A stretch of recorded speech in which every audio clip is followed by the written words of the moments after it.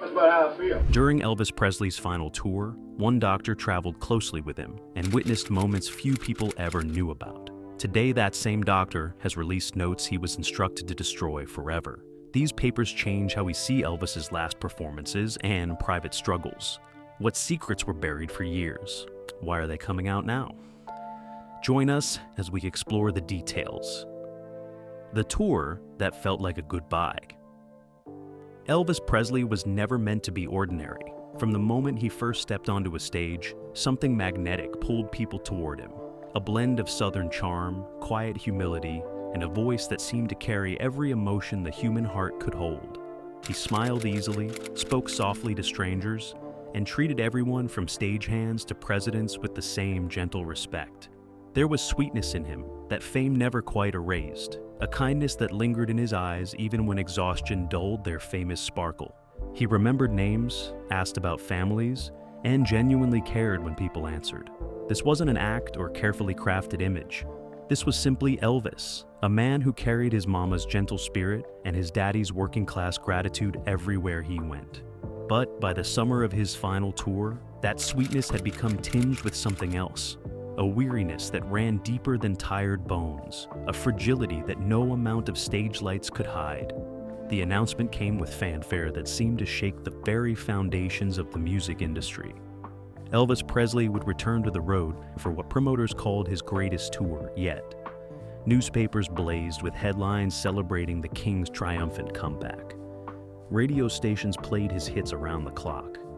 Ticket offices were mobbed by fans desperate for a glimpse of the legend. Arena after arena sold out within hours, sometimes minutes. The demand seemed infinite, insatiable. People traveled across state lines, across the country, camping outside venues for days just to secure their place in history. They wanted to witness greatness one more time, to tell their grandchildren they had been there when Elvis Presley commanded a stage. But behind the velvet curtains and locked dressing room doors, a different story unfolded. Where the public saw triumph, those who truly knew him saw a man struggling against invisible chains. The first show should have been electric, a joyful reunion between performer and audience. Instead, it felt like pushing a boulder uphill. Elvis stood in the wings that opening night, one hand pressed against the wall for balance, breathing carefully as if each breath required conscious effort. His jumpsuits, those iconic symbols of his showmanship, now hung differently on a body that had changed in ways that worried everyone who cared about him. The applause when he walked on stage was deafening, thunderous, a wall of pure love and adoration. Fans screamed until their voices cracked. They wept openly at the sight of him. They reached out with trembling hands, desperate to touch even the hem of his cape. Elvis smiled for them, performed for them, gave them every ounce of energy he could summon. But the smile sometimes wavered. The energy sometimes flickered like a candle fighting wind. Rehearsals became unpredictable. Some days he would arrive late, moving slowly, apologizing quietly to musicians who had waited hours. Other days, he wouldn't come at all, and the band would practice without their leader, exchanging worried glances but saying nothing. When he did rehearse, there were moments when his hands shook while holding the microphone, moments when he paused mid-song, as if searching for words that had always come naturally before. His breathing had become shallow, labored, especially after the upbeat numbers that required movement across the stage. He would retreat to his dressing room between songs, collapsing into a chair that seemed to swallow him whole. Those closest to him noticed everything. The way he gripped furniture when standing, the confusion that sometimes clouded his eyes when asked simple questions, the fact that his legendary charisma now required visible effort to summon, like drawing water from a well that had run nearly dry. They noticed and they worried, but the tour machine rolled forward with relentless momentum. There were contracts to honor, tickets already sold, expectations that felt impossible to disappoint. Among those who witnessed this private struggle was the tour doctor, a man thrust into a role that grew heavier with each passing night. He wasn't looking for fame or recognition. He was simply there to help, to provide medical support for what should have been a routine tour. But nothing about this tour felt routine. He found himself watching Elvis with increasing concern, seeing things that troubled him deeply. This wasn't just fatigue or the natural toll of performing. This was something more serious, more urgent. The doctor saw Elvis backstage when the crowds couldn't, when the performer's mask slipped away to reveal genuine suffering. He witnessed the private moments of pain, the difficulty breathing, the confusion, the physical decline that seemed to accelerate despite everyone's best efforts. Each night felt like a gamble, each performance a miracle that somehow kept happening even when logic suggested it shouldn't. Troubled by what he observed, the doctor began keeping notes. Not official reports or formal documentation, just personal observations, private reflections written in quiet moments between shows. He recorded what he saw with clinical precision, but also with human concern. These notes captured the truth behind the spectacle, the reality that existed in stark contrast to the triumphant narrative being sold to the public. He never intended for anyone to read these notes. They were simply his way of processing an impossible situation, of documenting concerns that weighed on his conscience. He wrote about missed rehearsals and their apparent causes. He described physical symptoms in careful detail. He noted conversations and moments that revealed just how much Elvis was struggling. These pages became a private record of watching someone suffer while the world around them demanded more. Always more. The notes accumulated quietly, tucked away in a personal journal, innocent in their existence, yet potentially explosive in their content. They were honest in ways that public statements could never be. They revealed truths that powerful people had reasons to keep hidden. They documented a reality that contradicted the carefully maintained image of Elvis Presley as an unstoppable force of nature. Night after night, the tour continued. Elvis took the stage because that's what was expected, what was demanded, what he felt obligated to deliver. He sang for people who loved him, who needed him, who saw him as something more than human, and he gave them everything he had left to give, even when what remained was dangerously little. The crowds never knew how much each performance cost him. They only saw the king, still commanding their attention, still capable of magic. But in quiet rooms and private moments, a different story was being written. Not in headlines or press releases, but in the careful handwriting of a doctor who saw too much, knew too much, and carried the burden of that knowledge like a stone in his chest. His notes sat, waiting, silent and dangerous, filled with truths that one day would matter in ways nobody could yet imagine. The question hung in the air like smoke, unspoken but undeniable. Why would simple medical notes, written with good intentions, one day become dangerous secrets that people would fight to hide? The silence that spoke louder than words. The first instruction came casually, almost friendly. A man he had never met before appeared backstage one evening, wearing an expensive suit and an expression that never quite reached warmth. "We appreciate your dedication," the stranger said, his voice smooth as oil. "But perhaps detailed records aren't necessary for this kind of work. You understand? Privacy matters for someone like Elvis." The doctor nodded, uncertain, feeling the weight of unspoken expectations in those carefully chosen words. There was no direct threat, no raised voice, but something in the air shifted. He felt watched after that conversation, though he could never catch anyone actually observing him. Then came firmer suggestions, phone calls from unlisted numbers, messages delivered through intermediaries. The language remained polite, but the meaning grew clearer. Stop writing, limit what you document, keep your observations to yourself. No one ever identified themselves as being in charge. Yet the power behind these instructions felt enormous, unmovable, like trying to argue with a mountain. The doctor watched what happened to others who raised concerns. A nurse who questioned medication decisions found herself suddenly reassigned, her contract terminated without clear explanation. A backup physician who suggested Elvis needed hospital care rather than touring was quietly removed from the inner circle, his professional reputation mysteriously tarnished days later. These weren't coincidences. They were warnings written in other people's destroyed careers. Fear began to grow in places the doctor had never felt it before. Not just worry about losing his position, but something deeper, more primitive. Sometimes he would find his hands shaking while reviewing his notes, wondering if someone would come for them, for him. The fear wasn't rational, wasn't something he could explain to his wife when she asked why he seemed so troubled lately. How could he describe the feeling of invisible pressure, of unspoken threats that existed more in atmosphere than actual words? Meanwhile, Elvis himself seemed caught in a different kind of prison. In private moments, away from the demands and expectations, he became someone else entirely, softer, more vulnerable, achingly human. The doctor saw him late one night, sitting alone in his dressing room, long after the crowd had gone home. Elvis stared at his reflection in the mirror, and his expression carried such profound sadness that the doctor almost turned away, feeling like an intruder on private grief. "I don't know how much longer I can do this," Elvis said quietly, not quite looking at the doctor's reflection.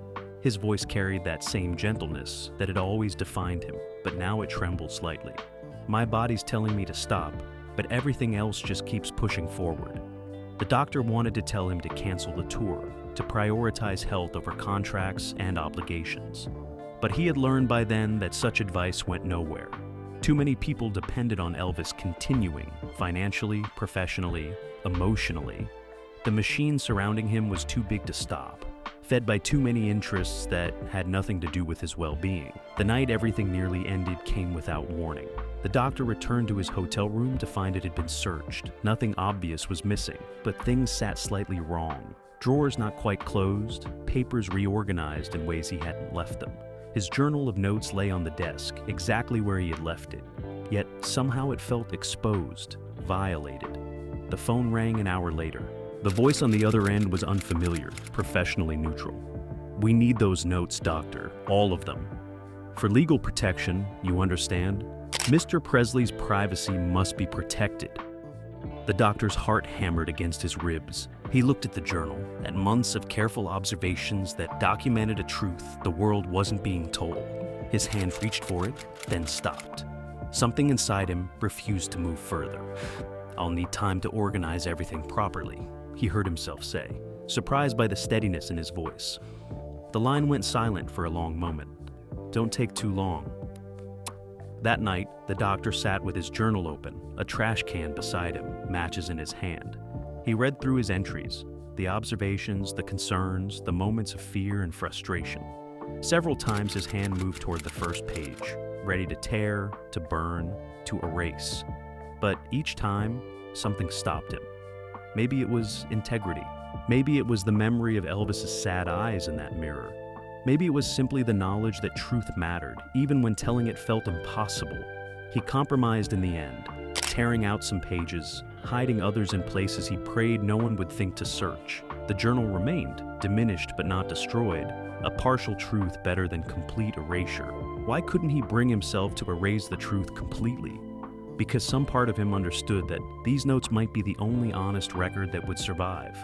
The only voice that could speak for a man whose real suffering was being carefully hidden behind the spectacle of his legend. The last miles of the road. The doctor had never been one to seek attention or conflict. He was the kind of man who preferred listening to speaking, who found comfort in routines and the quiet satisfaction of helping others. His colleagues knew him as dependable, compassionate, someone who treated every patient with the same gentle care, regardless of their status. He had a wife who worried about him, children who barely saw him anymore, and a conscience that had become almost unbearably heavy. In his entire career, he had never felt more helpless than he did watching the final weeks of that tour unfold like a slow-motion disaster he was powerless to prevent. The tour limped toward its conclusion on hope and momentum alone, two things that proved surprisingly durable even when everything else was falling apart. The schedule had become punishing, cities blurring together in an exhausting parade of airports, hotels, and arenas that all looked identical under the harsh backstage lights. There was no rest between shows anymore, no recovery time, just constant movement forward because stopping felt impossible.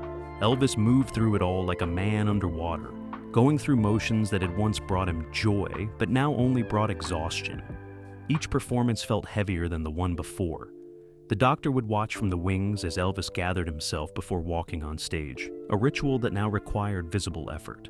Sometimes Elvis would close his eyes and take several deep breaths, his lips moving in what might have been prayer or simply self-encouragement. The transformation that happened when he stepped into the lights was remarkable.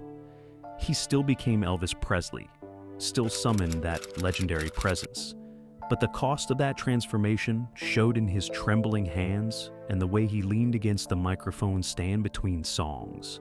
The warning signs had progressed beyond anything the doctor could rationalize or minimize. He documented them in his remaining notes with a hand that shook slightly, knowing that each observation he recorded added to his own danger. But what else could he do? Remain silent while watching someone deteriorate before his eyes? The fear that had once felt abstract now pressed against him constantly, a physical weight on his chest that made breathing difficult. Late one evening, after a show that had nearly ended in disaster, Elvis asked the doctor to stay behind after everyone else had left. The dressing room felt too large with just the two of them, the walls covered with flowers and telegrams from fans who had no idea what was really happening. Elvis sat heavily in a chair, still wearing his jumpsuit, and looked at the doctor with eyes that held genuine fear. "Something's really wrong, isn't it?" he asked quietly, his southern accent thicker than usual, the way it always got when he was tired or emotional. The doctor sat down slowly, choosing his words carefully. "You need proper rest. Real rest, not just a few hours between shows." "I know what my body's telling me," Elvis said, his voice barely above a whisper. "But how do I stop? How do I tell all those people out there that I can't do this anymore?" He gestured vaguely toward where the audience had been. "They love something that maybe doesn't exist the way they think it does." The doctor felt his throat tighten. This wasn't the invincible performer the world knew. This was a frightened man, trapped by his own legend. "What happens if I just can't get up one day?" Elvis asked, and the question hung between them like smoke, impossible to wave away. The doctor had no answer that would comfort either of them. They sat in silence for a long time, two men carrying burdens too heavy for words. The final performance came on a humid evening when the air itself felt thick with endings. The arena was packed as always, fans screaming their devotion before Elvis even appeared. When he walked on stage, the applause was deafening, desperate, as if the audience somehow sensed this moment mattered more than others. Elvis performed with everything he had left, which wasn't much but somehow proved enough. He sang the songs they wanted to hear, moved across the stage with determination that defied his body's protests, and smiled for them, even though the doctor could see the effort behind that smile from where he stood in the shadows. The final song ended. The crowd erupted. Flowers rained onto the stage. People wept openly in their seats. Elvis bowed, waved, and walked off stage for the last time, though no one in that arena knew it was the last time. The moment the curtain closed behind him, Elvis's shoulders sagged as if invisible strings holding him upright had been cut.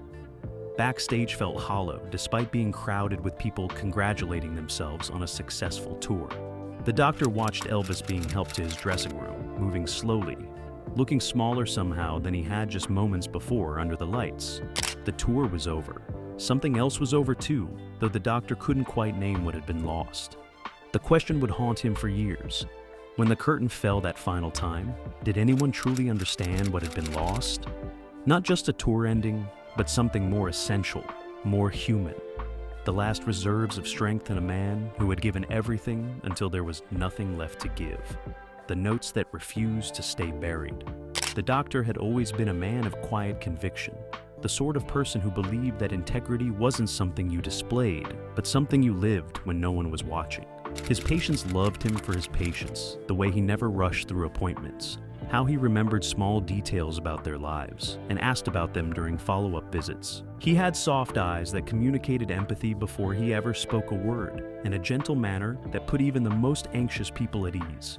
In his younger years, he had imagined medicine would be straightforward, diagnose the problem, provide the treatment, help people heal. He never anticipated that one day he would become the keeper of secrets so dangerous that simply holding them felt like carrying lit dynamite in his pocket. After that final tour concluded and Elvis disappeared back behind the walls of Graceland, the doctor returned to his ordinary life.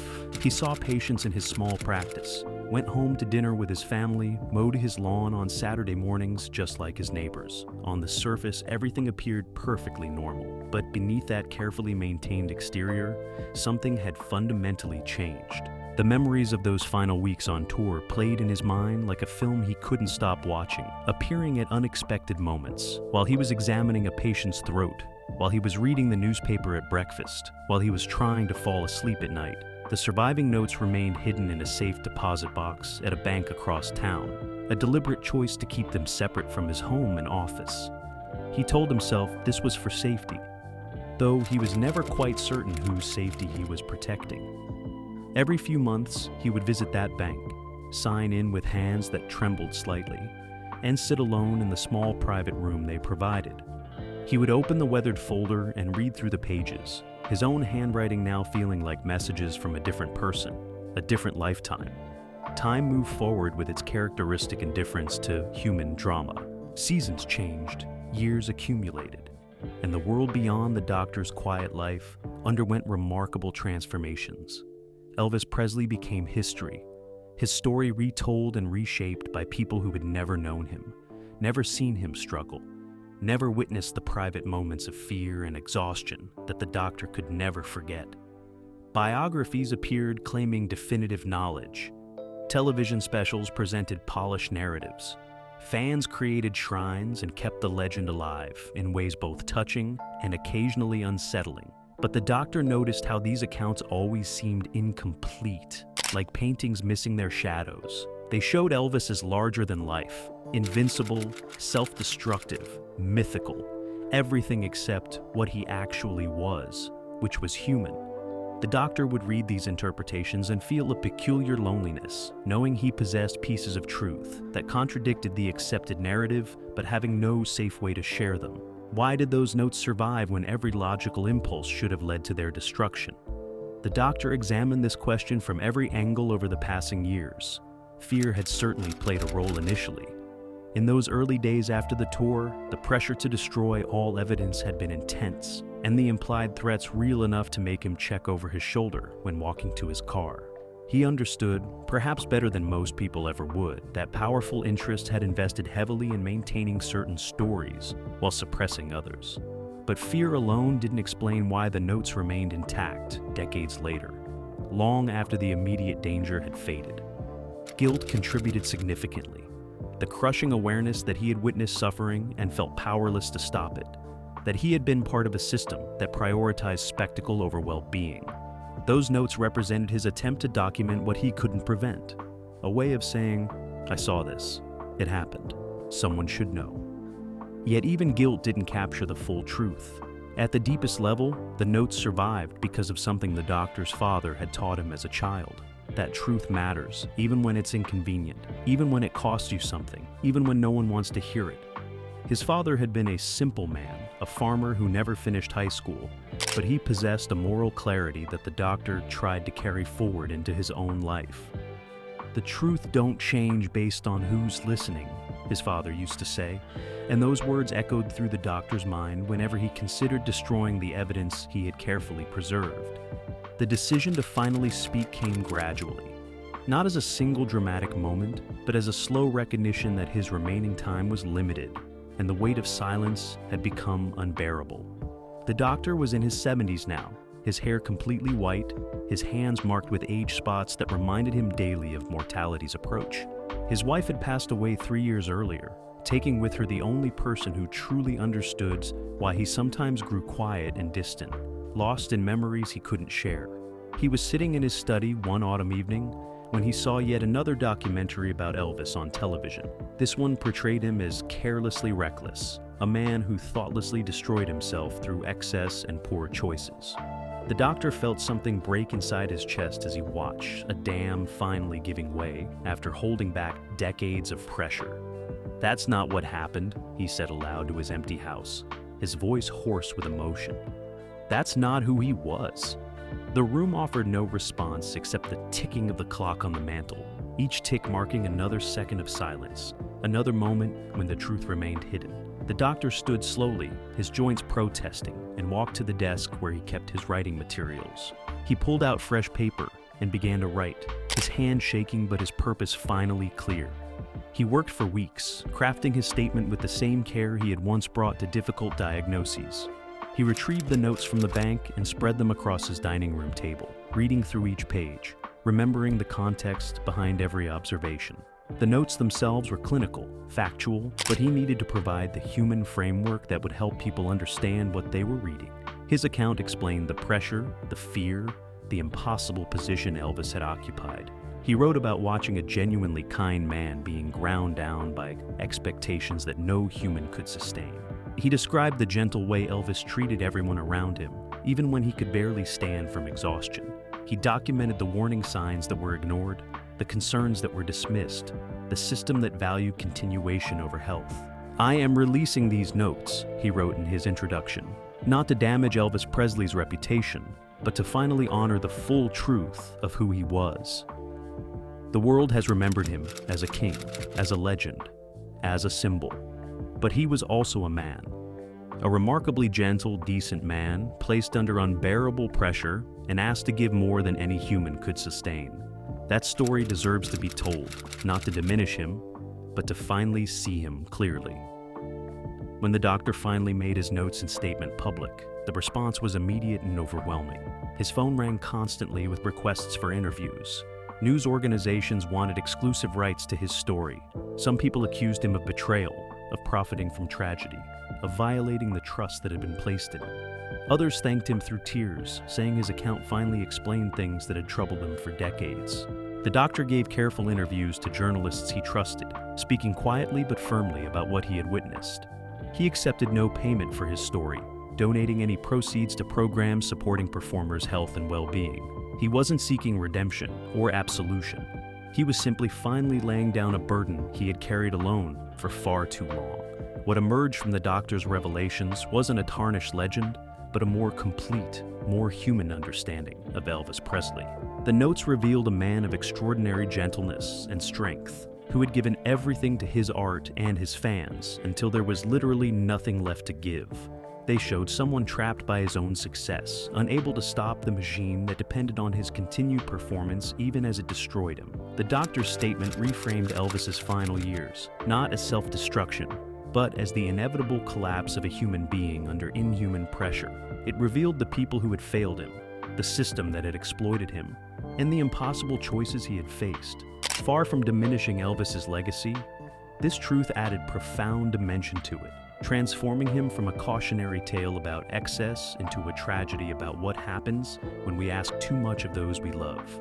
In the final interview the doctor gave before his own health began to decline, a journalist asked him if he had any regrets about staying silent for so long. The doctor was quiet for a long moment, considering the question carefully. "I regret that I couldn't help him when it mattered," he finally said, his voice soft but steady. "I regret the system that made it dangerous to tell the truth. But I don't regret speaking now. Elvis Presley deserves to be remembered honestly, as the complex, gentle, profoundly human person he actually was." What if remembering the truth is the greatest respect of all? This question became the doctor's final gift to the man he had tried and failed to save. By refusing to let the convenient myth stand unchallenged, by insisting that the full truth mattered even decades later, the doctor offered Elvis something more valuable than protection or legend. He offered him recognition as a complete human being, flawed, exploited, extraordinarily kind, and ultimately overwhelmed by forces no individual could have resisted alone.